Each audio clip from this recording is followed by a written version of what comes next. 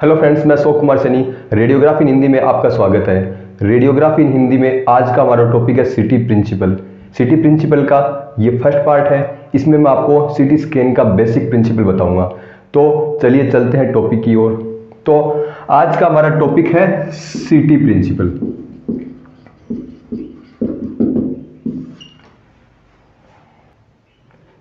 किसी ऑब्जेक्ट की internal structure को इसके मल्टीपल प्रोजेक्शन के द्वारा रिप्रोड्यूस किया जा सकता है। जैसे कि ये कोई ऑब्जेक्ट है, इस ऑब्जेक्ट की इंटरनल स्ट्रक्चर है। इस इंटरनल स्ट्रक्चर को इसके मल्टीपल प्रोजेक्शन के द्वारा रिप्रोड्यूस किया जा सकता है। इसको क्या, किसके द्वारा? इसके मल्टीपल, यानी इसके अलग अलग एंगल पर हम इसके प्रोजेक्शन लेंगे, उन प्रोजेक्शन के द्वारा इसे हम रिप्रोड्यूस कर सकते हैं।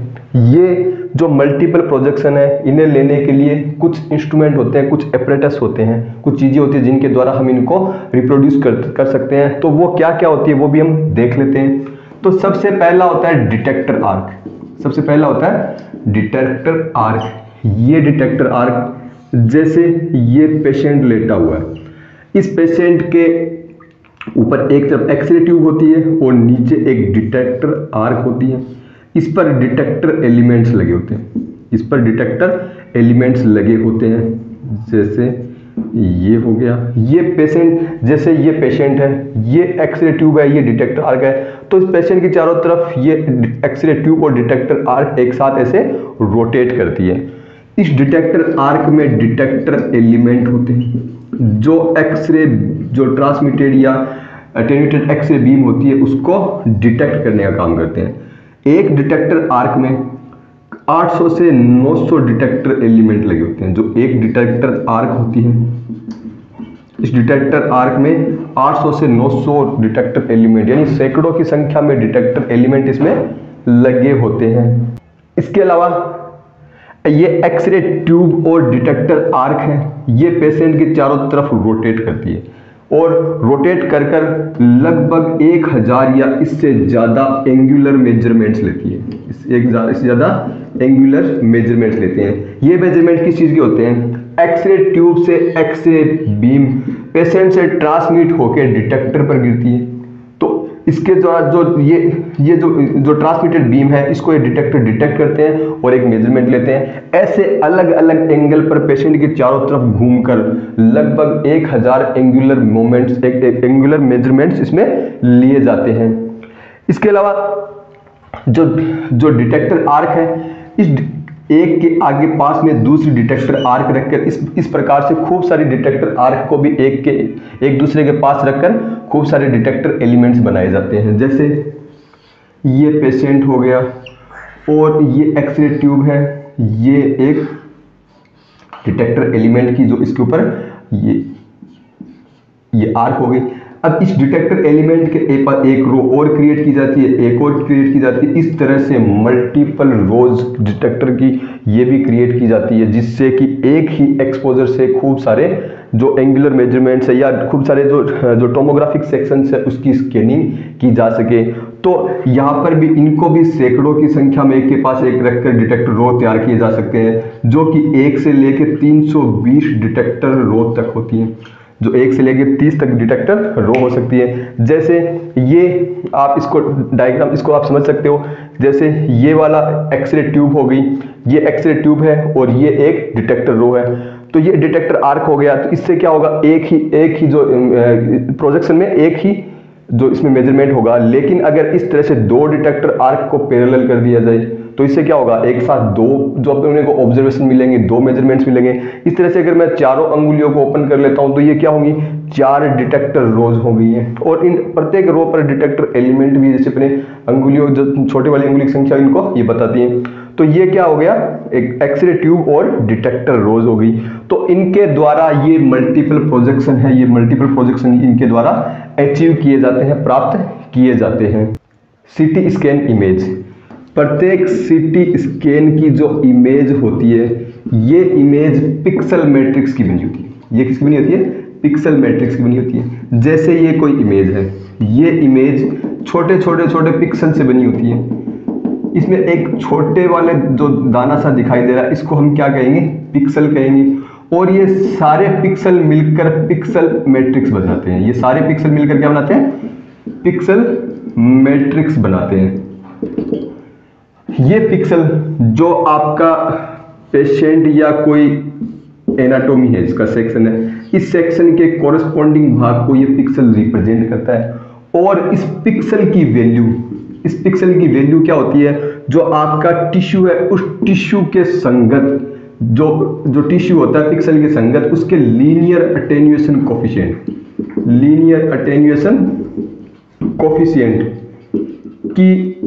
को बताता है। लीनियर अटेन्यूएशन कोफिशिएंट को बताता है। लीनियर अटेन्यूएशन कोफिशिएंट को हम म्यू से रिप्रेजेंट करते हैं। इसकी यूनिट मीटर इनवर्स या सेंटीमीटर इनवर्स होती है। लीनियर अटेन्यूएशन कोफिशिएंट की वैल्यू क्या होती है? इसकी यूनिट क्या होती है? मीटर इनवर्स या सेंटीमीटर इनवर्स होती है। इसे हम म्यू से रिप्रेजेंट करते हैं। ये जो लीनियर अटेन्यूएशन कोफिशिएंट होता है ये टिश्यू के कंपोजिशन पर, टिश्यू की डेंसिटी पर और फोटोन की एनर्जी पर निर्भर करता है। यानी एक्सरे बीम जिस टिश्यू से गुजर रही है उस टिश्यू के कंपोजिशन पर, वो किस चीज का बना हुआ है, उस टिश्यू की डेंसिटी पर और फोटोन की एनर्जी पर ये निर्भर करता है। किसी टिश्यू से, जैसे ये टिश्यू हो गया, इससे कोई इस पर I0 एक्सरे बीम इस पर इंसिडेंट होती है, इस पर गिरती है और जो बाहर निकल रही है वो IX है, यानी अटेन्यूएटेड या ट्रांसमिटेड IX है। तो इस एक्सरे बीम की इंटेंसिटी पर, यहां पर बाहर निकलने वाली एक्सरे बीम की इंटेंसिटी में कमी होगी। ये एक्सरे बीम की इंटेंसिटी में कमी को हम बियर्स लॉ के द्वारा देते हैं, जो कि होता है Ix = I0 e की पावर माइनस म्यू एक्स के द्वारा दिया जाता है। यहां पर I0 इंसिडेंट फोटॉन्स या अनअटेन्यूएटेड इंटेंसिटी होती है, जबकि Ix आपकी अटेन्यूएटेड इंटेंसिटी होती है, जो पेशेंट से बाहर निकलती है, अटेन्यूएट होकर निकलती है, उसको रिप्रेजेंट करते हैं। म्यू आपका लीनियर अटेन्यूएशन कोफिशिएंट हो गया और x आपकी ऑब्जर्वर की थिकनेस हो गई, थिकनेस ऑफ पेशेंट या ऑब्जर्वर या जो भी हो उसकी वो थिकनेस होती है। ये बियर्स लॉ के अनुसार एक्सरे बीम की इंटेंसिटी में परिवर्तन होता है, लेकिन बियर्स लॉ ये जो क्रोमेटिक बीम होती है उस मोनोक्रोमेटिक बीम की कंडीशन में ये अप्लाई किया जाता है। सीटी स्कैन में जो एक्सरे ट्यूब होती है उससे पॉलीक्रोमेटिक एक्सरे बीम उससे उत्सर्जित होती है। उसमें एक्सरे जो स्पेक्ट्रम होता है उस स्पेक्ट्रम के सभी बाकी एक्सरेज उसमें उपस्थित होती है। उसके लिए जो बियर्स लॉ है इसको हम लागू नहीं कर सकते हैं।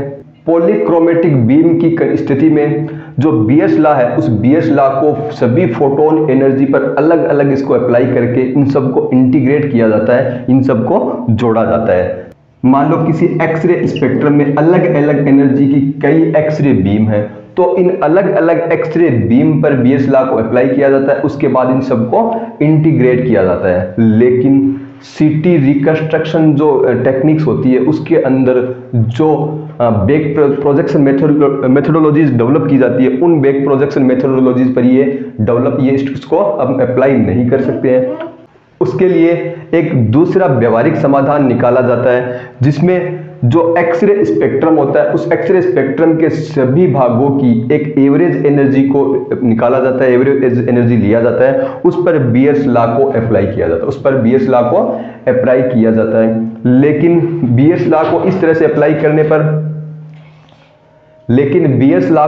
अप्लाई करने पर इसमें कुछ इनएक्यूरेसीज उत्पन्न हो जाती है, जो कि सीटी स्कैन में बीम हार्डनिंग आर्टिफैक्ट का कारण बनती है। जो सीटी स्कैन में क्या करती है? बीम हार्डनिंग आर्टिफैक्ट का कारण बनती है। जब एक्सरे बीम किसी पेशेंट से या टिश्यू से गुजरती है तो टिश्यू अलग अलग लीनियर अटेन्यूएशन के मटेरियल का बना होता है, जिसके कारण इनके अलग अलग टिश्यू का अलग अलग लीनियर अटेन्यूएशन कोफिशिएंट प्राप्त होता है। जैसे ये एक डी थिकनेस का टिश्यू हो गया। इस पर I0 जो आपकी एक्सरे बीम है उसकी इंटेंसिटी है, ID इससे बाहर निकलने वाली एक्सरे बीम की इंटेंसिटी है। माना कि ये टिश्यू अलग अलग लीनियर अटेन्यूएशन कोफिशिएंट जैसे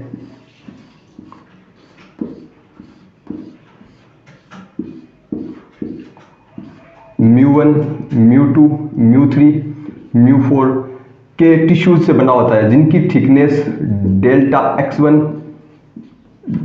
dx2, dx1, dx2, dx3 और dx4 है।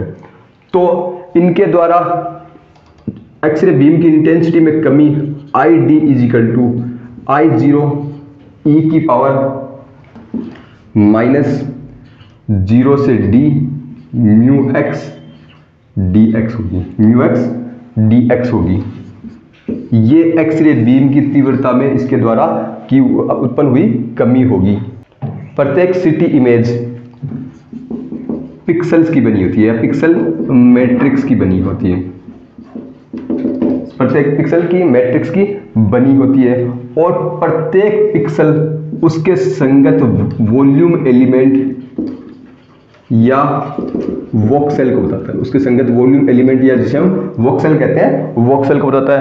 और इस प्रत्येक वोक्सेल की जो लीनियर अटेन्यूएशन कोफिशिएंट की वैल्यू होती है वो ही इस पिक्सल की वैल्यू होती है। यानी सिटी इमेज पिक्सल का बना होता है और प्रत्येक पिक्सल जो संगत एनाटॉमी है उस एनाटॉमी के वोक्सेल वॉल्यूम एलिमेंट या वोक्सेल को बताता है और इस वोक्सेल के लीनियर अटेन्यूएशन कोफिशिएंट की वैल्यू ही पिक्सल की वैल्यू होती है। माना कि हम एक मैट्रिक्स लेते हैं जो कि 3x3 वोक्सेल एलिमेंट का बना हुआ होता है, जैसे कि ये एक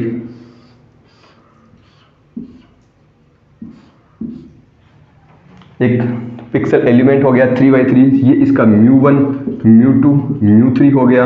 यहाँ पर I0 इंसिडेंट हो रही है और ID इससे बाहर आ रही है। ये एक वोक्सेल एलिमेंट हो गया जिसको मैं सेपरेटली यहाँ पे अलग से और बना देता हूँ। ये एक वोक्सेल एलिमेंट हो गया। इस वोक्सेल एलिमेंट का जो एवरेज लीनियर अटेन्यूएशन कोफिशिएंट होगा वो पिक्सल की वैल्यू होती है। तो इस प्रकार से अगर हम ID देखें, यहाँ पे ID जो बाहर निकलने वाली इंटेंसिटी है पेशेंट से अटेन्यूएटेड होकर ID = वो होगी ID = I0 e की power -I = 1 to I = 3 μi di। तो ये क्या होगा, ये पेशेंट से ट्रांसमिट होने वाली एक्सरे बीम की इंटेंसिटी होगी। इस प्रकार हम देख सकते हैं सिटी रिकंस्ट्रक्शन के लिए जो आवश्यक जो बेसिक डाटा होता है उसमें इंसिडेंट जो आपकी एक्सरे बीम की इंटेंसिटी और ट्रांसमिटेड एक्सरे बीम की इंटेंसिटी होती है और ये दोनों वैल्यू ही मेजरेबल होती है, इन्हें हम मेजर कर सकते हैं। और इन दोनों वैल्यू को हम पता करने के बाद जो सिटी इमेज रिकंस्ट्रक्शन के लिए जो मेथडोलॉजीज जो डेवलप की गई है उनको हम इमेज रिकंस्ट्रक्शन के लिए डेराइव कर सकते हैं, उनको हम लागू कर सकते हैं, जिनके द्वारा हम इमेज रिकंस्ट्रक्ट कर सकते हैं। तो ये सिटी प्रिंसिपल का फर्स्ट पार्ट कंप्लीट है। सेकंड पार्ट लेके मैं जल्दी आपके सामने फिर आऊंगा, तब तक के लिए धन्यवाद।